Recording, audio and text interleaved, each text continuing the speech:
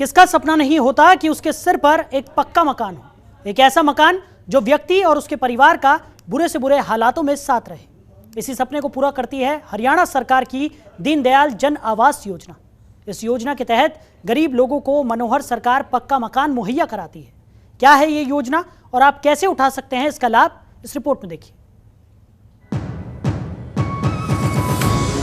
कहते हैं एक व्यक्ति को मूल रूप से 3 चीजों की जरूरत होती है और वह 3 चीजें हैं रोटी, कपड़ा और मकान। हर नागरिक की इन्हीं मूल जरूरतों को पूरा करने के लिए केंद्र और राज्य सरकारें कई तरह की योजनाओं पर काम कर रही हैं।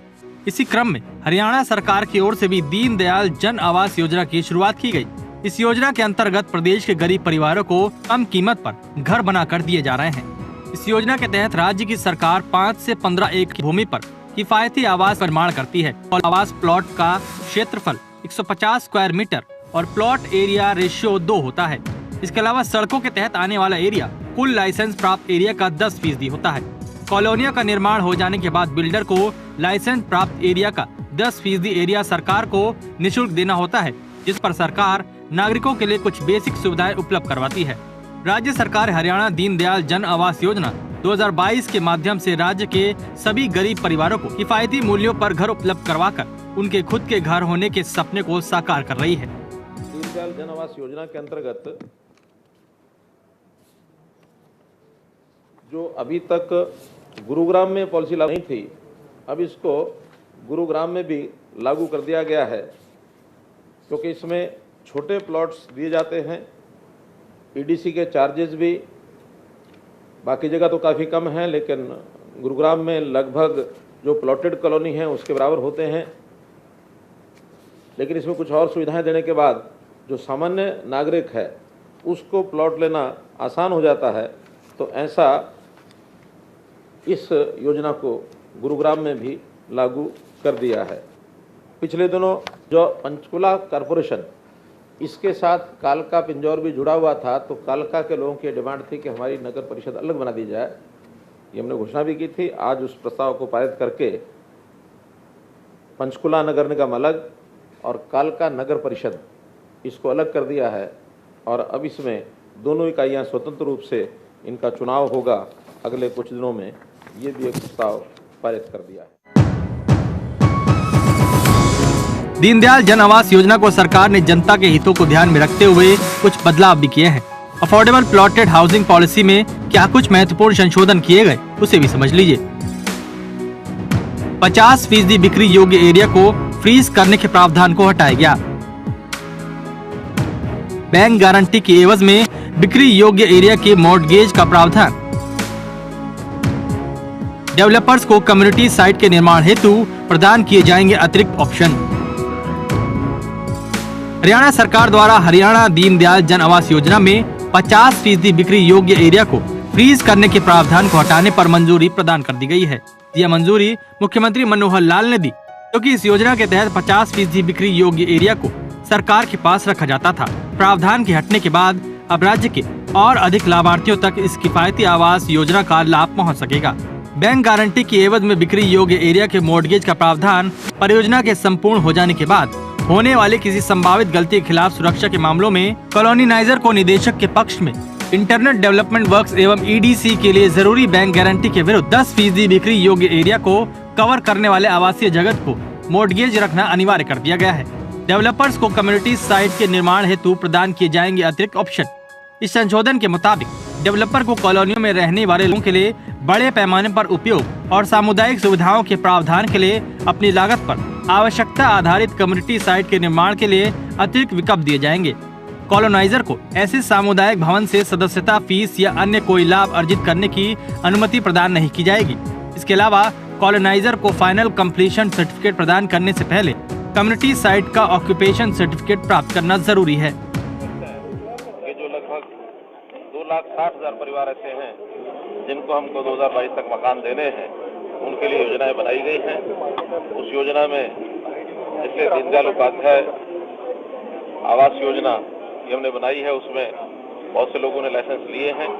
इस योजना को और बढ़ाया जाएगा। इसके अतिरिक्त पहले से भी अफोर्डेबल हाउसिंग योजना के माध्यम से जिन लोगों के फ्लैट्स हैं वो भी उन्हें शामिल होने हैं, ताकि इस योजना का लाभ कंज्यूमर फ्लैट्स को भी देने के लिए तैयार हो जाए।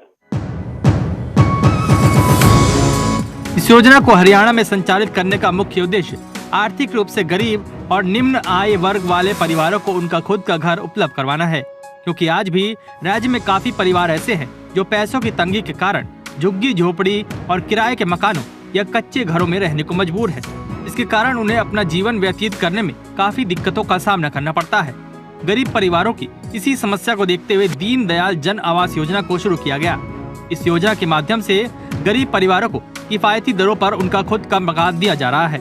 राज्य में गरीब परिवारों की जीवन शैली में एक सकारात्मक परिवर्तन लाने की राज्य सरकार भरपूर कोशिश कर रही है।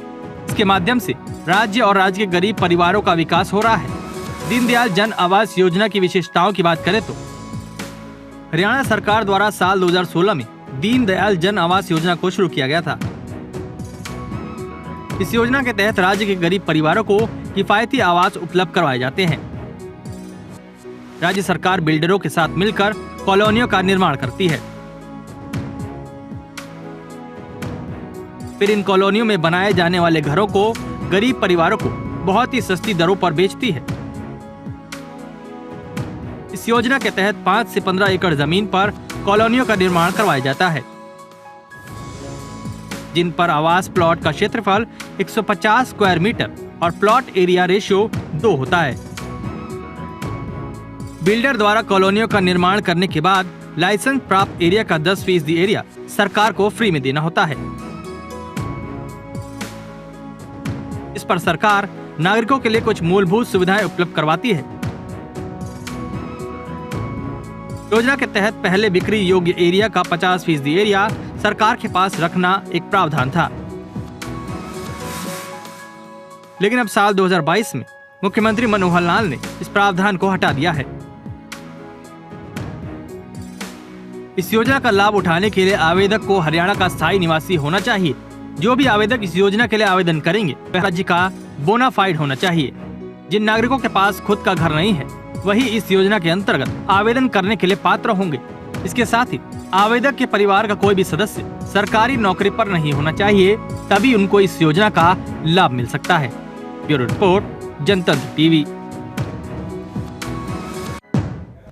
वहीं हरियाणा राज्य ने एक नई उपलब्धि हासिल की है। दरअसल कोरोना काल में प्रभावित हुई हरियाणा की अर्थव्यवस्था पटरी पर लौट आई है और प्रति व्यक्ति आय के मामले में अब हरियाणा नंबर 1 हो गया है। बड़े राज्य में प्रति व्यक्ति आय के मामले में हरियाणा पहले पायदान पर पहुंच गया है। देखिए,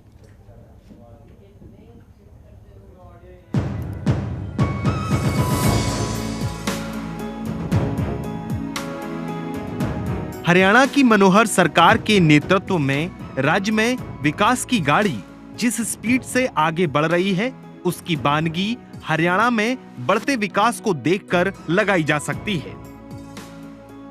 यही कारण है कि मुख्यमंत्री मनोहर लाल के नेतृत्व में हरियाणा राज्य निरंतर विकास के पथ पर अग्रसर है और इसी कड़ी में हरियाणा अब अर्थव्यवस्था के लिहाज से भी देश में नंबर 1 की उपाधि हासिल कर चुका है। बड़े राज्य में प्रति व्यक्ति आय के मामले में हरियाणा अब पहले पायदान पर पहुंच गया है।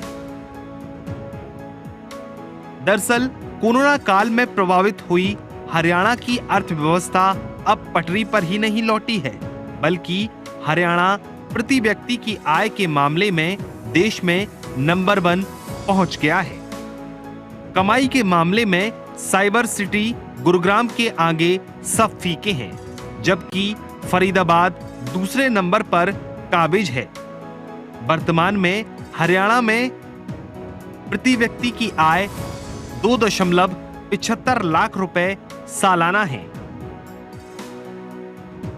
साइबर सिटी गुरुग्राम देश में पहले पायदान पर काबिज हो चुका है। गुरुग्राम में प्रति व्यक्ति की आय करीबन 8.50 लाख रुपए है, जबकि फरीदाबाद इस लिस्ट में दूसरे स्थान पर काबिज है। एक सर्वे के अनुसार हरियाणा में औद्योगिक शहरों के मुकाबले अन्य जिलों में प्रति व्यक्ति आय बेहद कम है।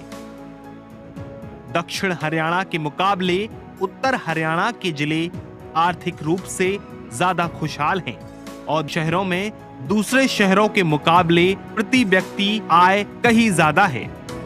गुरुग्राम के बाद फरीदाबाद इकलौता ऐसा जिला है जहां पर प्रति व्यक्ति आय 4 लाख रुपए से अधिक है, जबकि पानीपत 3.67 लाख रुपए के साथ तीसरे स्थान पर मौजूद है।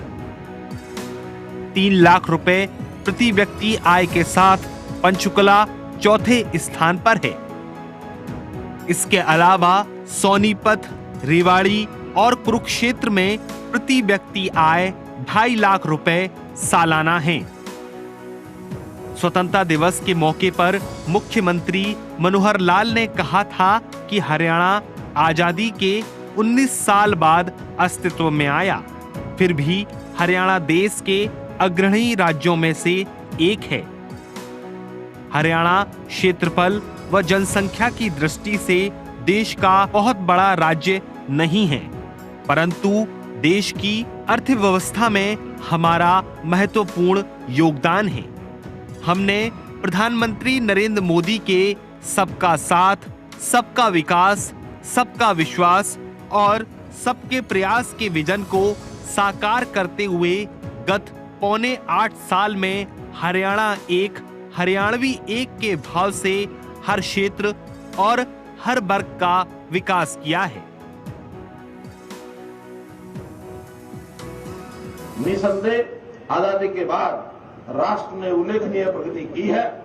हरित क्रांति ने हमें खाद्यान्न में आत्मनिर्भर बनाया। जिस देश में सुई तक नहीं बनती थी, वह आज अपनी उन्नत प्रौद्योगिकी और प्रतिभा के बल पर न केवल मिसाइलें बना रहा है, बल्कि चंद्रयान और मंगलयान जैसे मिशन शुरू कर रहा है। आज कई क्षेत्रों में पूरा विश्व हमारा लोहा मानता है। भाइयों बहनों, आज मेरा स्वतंत्रता दिवस के अवसर पर ध्वजारोहण का ये 8वां अवसर है। पिछले 7.25 वर्षों में हमारी कार्य करने की प्रेरणा का एक ही केंद्र बिंदु रहा है कि कैसे अपने इस समय का एक एक क्षण प्रदेश की जनता की सेवा में लगाया जाए। हमारी सरकार एक स्पष्ट लक्ष्य को लेकर आगे बढ़ रही है। हमने व्यवस्था परिवर्तन के संकल्प के साथ जन सेवा का दायित्व संभाला है। हमारा व्यवस्था परिवर्तन से सुशासन, सुशासन से सेवा का अभियान, यह अब सबसे पहले सबसे गरीब के उत्थान तक पहुंच चुका है। सीएम मनोहर लाल ने इस मौके पर सुशासन से सेवा के संकल्प की बात करते हुए कहा कि इस संकल्प को निरंतर मजबूती मिली है। मनोहर लाल ने कहा कि हरियाणा में गरीब परिवारों को मुख्यमंत्री योजना के तहत 6,000 रुपए वार्षिक सहायता दी जा रही है। प्रदेश में सभी तरह की सामाजिक सुरक्षा पेंशन बढ़ाकर 2,500 रुपए मासिक कर दी गई। गरीब परिवारों को 5 लाख रुपए तक का वार्षिक मुफ्त इलाज करवाने की सुविधा दी गई है। तो ये कहना गलत नहीं होगा कि इन सामाजिक योजनाओं का ही नतीजा है कि हरियाणा राज्य साल दर साल अपनी अर्थव्यवस्था को मजबूत करता रहा है। बीते 8 सालों में अगर हरियाणा की अर्थव्यवस्था पर नजर डाली जाए तो साल 2014-15 में हरियाणा में प्रति व्यक्ति आय 1,47,382 रुपए थी, जो 2015-16 में 1,64,963 पहुंच गई। 2016-17 में हरियाणा की प्रति व्यक्ति आय 1,84,982 थी, जबकि 2017-18 में ये बढ़कर 2,08,437 पहुंच गई। 2018-19 में हरियाणा में प्रति व्यक्ति आय 2,23,015 पहुंच गई, जो 2019-20 में बढ़कर 2,40,507 जा पहुंची। कोरोना काल में हरियाणा के प्रति व्यक्ति की आय डगमगा गई। और साल 2020-21 में हरियाणा में प्रति व्यक्ति की आय 2,35,707 पहुंच गई, जो 2021-22 में बढ़कर 2,74,635 तक जा पहुंची। ये आंकड़े इस बात की गवाही दे रहे हैं कि मनोहर सरकार के नेतृत्व में हरियाणा राज्य ने तरक्की के नए आयाम को छुआ है, साथ ही अपनी अर्थव्यवस्था को भी मजबूत किया है, जिसका नतीजा है कि आज हरियाणा अर्थव्यवस्था के लिहाज से देश में पहले पायदान पर पहुंच चुका है। ब्यूरो रिपोर्ट, जनतंत्र टीवी।